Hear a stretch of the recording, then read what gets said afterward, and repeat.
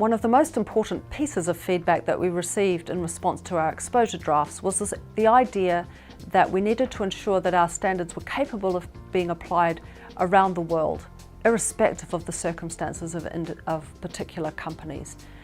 Often we refer to this as proportionality and scalability, and this has been a very particular consideration right throughout our redeliberations, and it's really evident in S2. There's two really important ideas that we've included in S2 to assist in this regard. The first is a notion of what is possible for a company to do without undue cost and effort using reasonable and supportable information. And that's been included in areas of S2 where there's a high degree of measurement uncertainty. So for example, in the measurement of greenhouse gas emissions, but also when we get to things like even identifying the climate-related risks and opportunities that a company is subject to. That is informed by what is available information to a company that's reasonable and supportable and available without undue cost and effort. Now, what's really important to know about that phrase is that we didn't make it up. It's one that we've borrowed from our sister board, the IASB, and it's used in a number of their more recent standards where there is measurement uncertainty. So these are established concepts that we thought would be helpful for companies familiar particularly with the IFRS accounting standards to use and to build on. What it means is that a company needs to have a basis for what it's doing. It can't be a back-of-the-envelope exercise. There needs to be evidence and support for the information that's being used. It has to be reasonable and supportable. And it has to be available without undue cost and effort. Now, that doesn't mean that a company doesn't have to make any effort. There's benefits in the information that need to be considered, and so the effort needs to be proportionate for the benefits for users of the information. But it does mean that a company doesn't have to take an exhaustive search.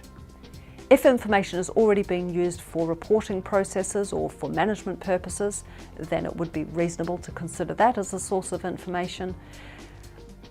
So you do have to think about what is available. You need to do something that is reasonable, but what is applicable does depend on the resources, capabilities, skills and experience of the company. And so judgment needs to be applied to consider what is appropriate given a company's facts and circumstances.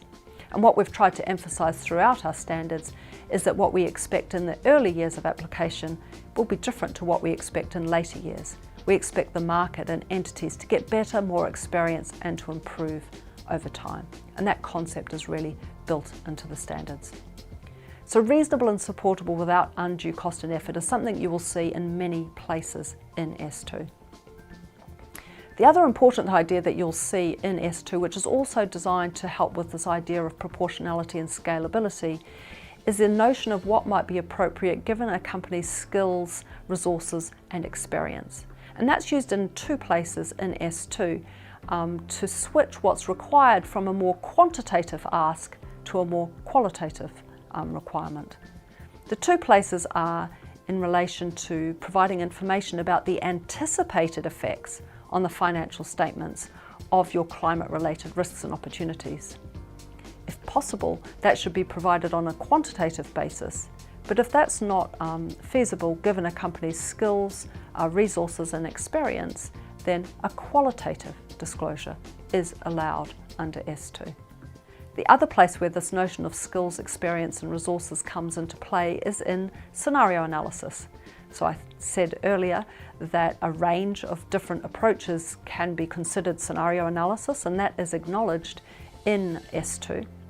But we ask that the approach that a company takes, whether it's a more qualitative form of scenario analysis to support its climate resilience disclosures, or something more sophisticated and quantitative, should be commensurate with the circumstances for a company. And what we describe there is what's commensurate is based in part on the skills, experience and expertise of a company and also the extent of its climate exposure.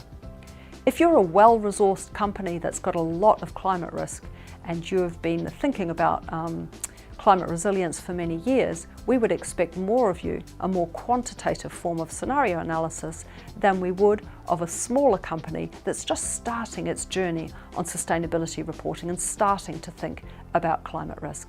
And that proportionality or scalability is built in to the scenario analysis requirements included within S2.